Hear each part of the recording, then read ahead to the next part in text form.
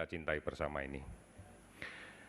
Pada kesempatan yang kedua, kembali lagi saya tidak henti-hentinya untuk menyampaikan beberapa langkah pokok yang dilakukan oleh pemerintah di dalam upaya pencegahan dan pengendalian COVID-19 ini.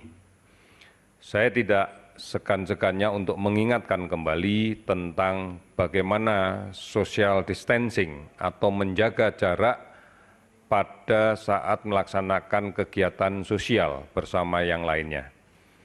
Kami berharap bahwa kebijakan ini bisa diimplementasikan di seluruh tengah-tengah masyarakat kita sampai dengan tahapan bahwa setiap komunitas mampu menjaga lingkungannya, saling mengawasi, saling mengingatkan, dan kemudian saling membantu.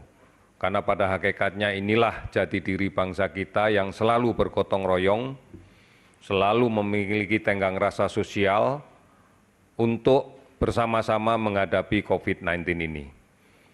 Oleh karena itu, kami melihat bahwa semakin hari semakin bagus upaya yang bisa dilaksanakan oleh masyarakat di dalam rangka menjaga jarak dalam konteks kontak sosial antar sesama.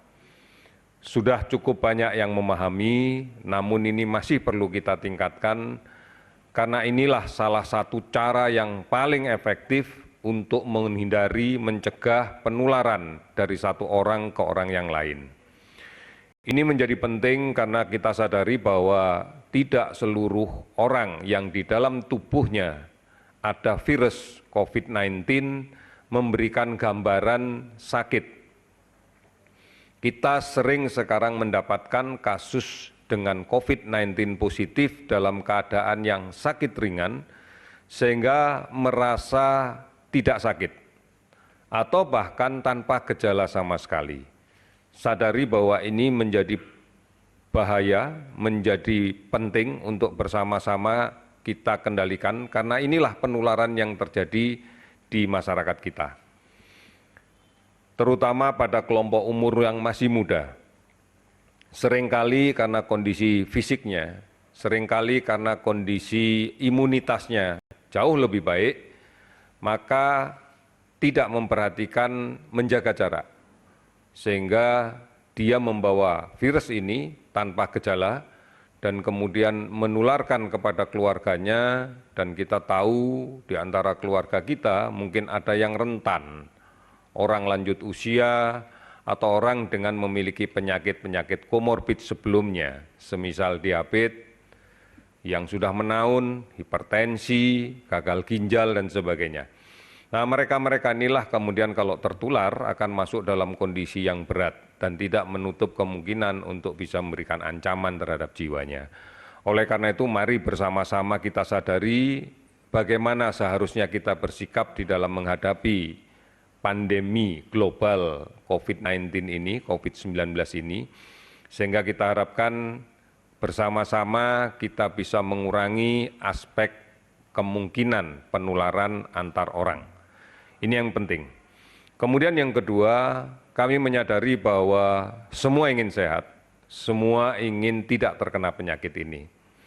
Oleh karena itu, manakala kemudian muncul gejala, kita harapkan yang pertama tidak panik, kemudian konsultasikan segera ke fasilitas kesehatan yang terdekat, ke dokter, ke puskesmas, ke rumah sakit, ataupun kemana.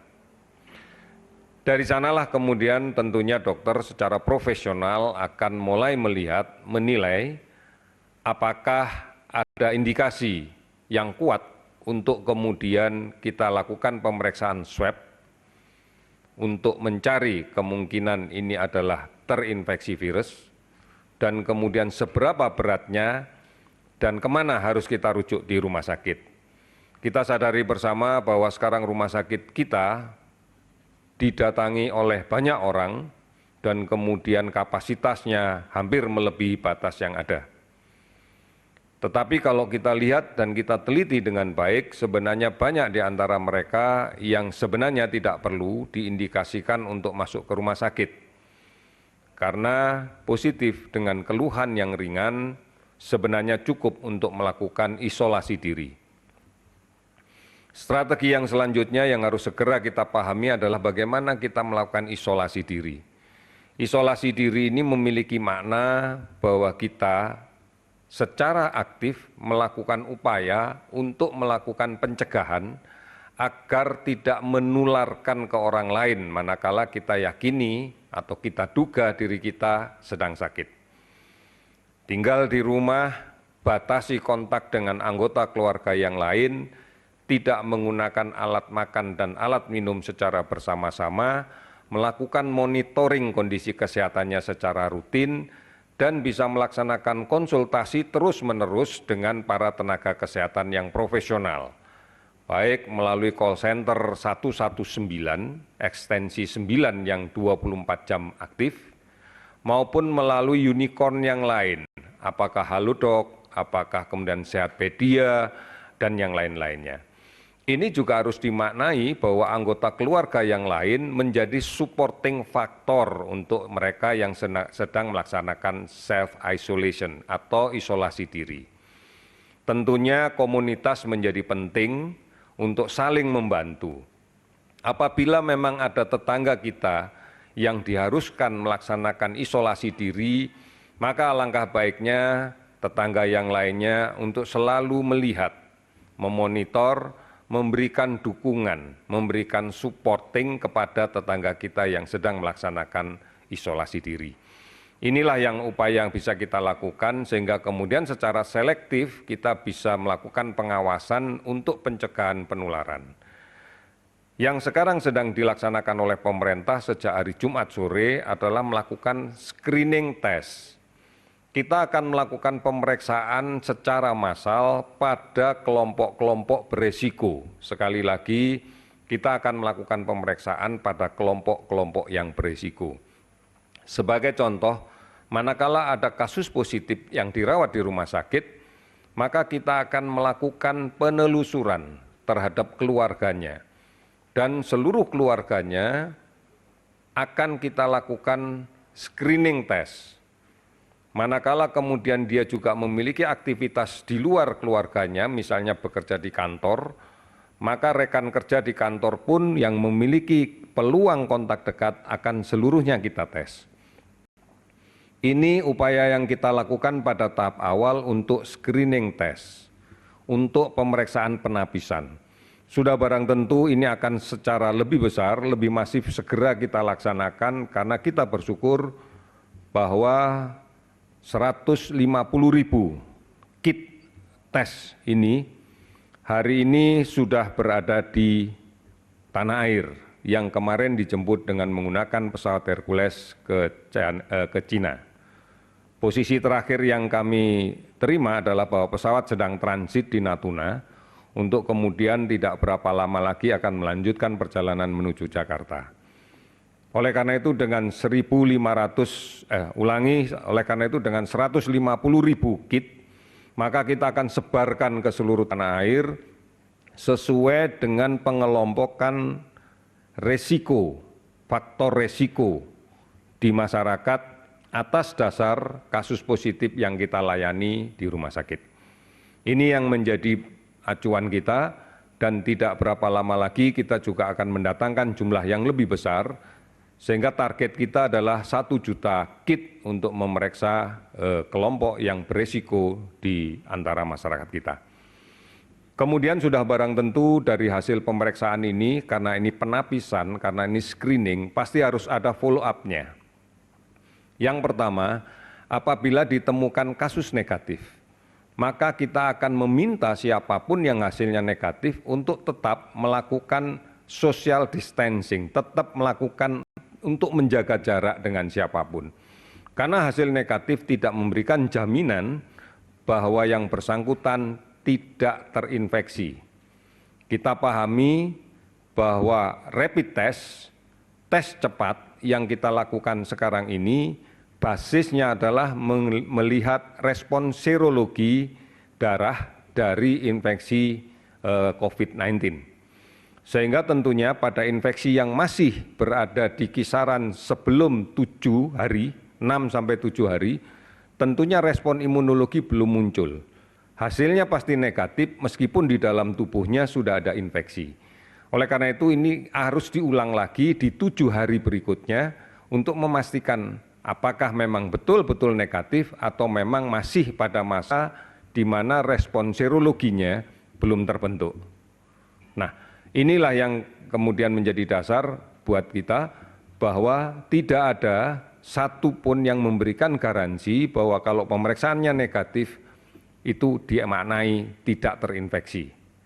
Apabila 2 kali dilakukan pemeriksaan dan ternyata tetap negatif, kita bisa meyakini bahwa saat ini sedang tidak terinfeksi, tetapi bisa besoknya terinfeksi manakala upaya untuk kontak dekat tidak dijalankan, kemudian upaya untuk melakukan isolasi diri dari orang lain yang positif tidak dijalankan dengan baik. Ini yang menjadi penting sehingga kita harus memahami itu. Manakala hasilnya ditemukan positif, maka kita akan melakukan pemeriksaan ulang dengan menggunakan PCR. Karena PCR ini adalah pemeriksaan dengan metode molekuler yang memiliki sensitivitas jauh lebih tinggi dibanding dengan rapid test yang berbasis serologi.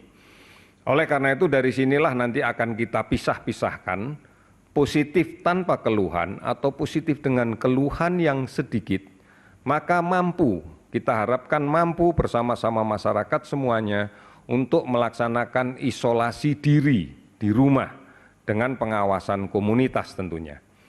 Namun apabila disertai dengan gejala ringan sedang, maka pemerintah sudah menyiapkan penambahan ruang isolasi rumah sakit. Beberapa saat yang lalu kita sudah mendengar bersama-sama bahwa ada 1 hotel oleh pihak swasta yang didedikasikan untuk isolasi rumah sakit di dalam jumlah yang besar. Bahkan sekarang Wisma Atlet sedang dalam proses untuk kita kejar segera siap. Harapannya hari Senin besok juga sudah bisa dioperasionalkan. Dua-duanya ini adalah prototipe yang kita bangun di pusat, harapannya nanti juga akan dilaksanakan oleh pemerintah daerah dalam rangka melaksanakan isolasi rumah sakit. Sehingga hanya untuk kasus-kasus sedang berat dengan komplikasi yang berat, ini sajalah yang kita kirim ke rumah sakit yang memiliki ruang isolasi tekanan negatif dengan peralatan yang canggih. Ini menjadi penting karena kita harus selektif betul memanfaatkan kapasitas rumah sakit yang ada. Sehingga kita tidak kemudian secara tergesa-gesa, kita seluruhnya dimasukkan di rumah sakit, nanti kalau sudah ada pasien yang kemudian memiliki tuntutan layanan rawatan untuk menengah dan berat, sedang sampai berat, kita jadi kelabakan untuk menyiapkan. Ini tentunya akan mutlak membutuhkan kerjasama semua pihak, bukan hanya pemerintah. Di dalam komponen pemerintah itu adalah mengintegrasikan kapasitas sipil militer, juga dengan dunia usaha dan masyarakat. Ini menjadi kunci keberhasilan kita bersama-sama untuk memerangi COVID-19. Yang terakhir saya akan menyampaikan update dari kasus positif yang kita rawat sampai dengan tanggal hari ini pada pukul 12.00. Ada penambahan kasus positif sebanyak 64 orang, sehingga totalnya adalah 514 orang. Ada juga penambahan kasus yang sudah sembuh, sudah 2 kali pemeriksaan negatif dan dinyatakan sembuh dan dibolehkan pulang, sebanyak 9 orang sehingga totalnya menjadi 29 orang. Namun juga ada penambahan kasus yang meninggal dari perjalanan penyakit ini sebanyak 10 orang, sehingga total yang meninggal pada posisi sekarang adalah 48 orang. Distribusinya bisa dilihat di dalam tabel, dan data ini sudah kami berikan kepada Kepala Dinas Kesehatan Provinsi untuk kemudian dilanjutkan ke rumah sakit bagi kepentingan layanan rawatan rumah sakit, dan kemudian diberikan kepada dinas dalam kepentingan untuk melaksanakan kontak tracing. Sudah barang tentu informasi ini juga sudah dilaporkan oleh kepala dinas masing-masing kepada kepala daerah masing-masing. Ini yang kemudian harus kita bangun sekali lagi bahwa social distancing, menjaga jarak itu harus kita laksanakan dengan basis komunitas saat ini. Harapan kita adalah masyarakat saling mengingatkan, masyarakat saling mengawasi. Beberapa pembelajaran baik sudah kita didapatkan dari beberapa kasus ini. Kemudian yang berikutnya kita juga sudah mulai menyiapkan tentang rumah sakit tambahan, screening, tes dengan menggunakan rapid test. Dan kemudian obat-obatan yang sudah akan kita gunakan pun juga sudah kita miliki. Namun sekali lagi obat-obatan ini adalah atas resep dokter, atas indikasi yang diberikan oleh dokter. Tidak dibenarkan untuk kemudian kita simpan sendiri atau kita minum dengan konteks pencegahan. Karena secara keilmuan tidak ada upaya pencegahan dengan meminum obat tertentu. Kembali lagi bahwa menghindari, meminimalkan, membatasi kontak ini adalah cara yang paling baik. Yang kedua, jaga imunitas diri masing-masing agar tetap sehat, agar tetap bisa melaksanakan aktivitas ringan di rumah yang seimbang, karena bukan dimaknai bahwa bekerja dari rumah artinya tidak melaksanakan aktivitas apapun, ini justru akan menurunkan kondisi imunitas kita. Saudara-saudara, inilah beberapa hal yang saya sampaikan, mudah-mudahan bisa dipahami. Pemerintah secara serius, secara bersungguh-sungguh mengerahkan semua kapasitas yang dimiliki untuk menjaga agar yang sehat tetap sehat, tidak tertular, dan yang sakit segera bisa kita amankan untuk tidak menularkan kepada orang lain, dan kita berikan layanan yang terbaik agar segera sehat kembali, dan kita bersama-sama akan menuju ke masa depan yang lebih baik. Terima kasih, selamat sore.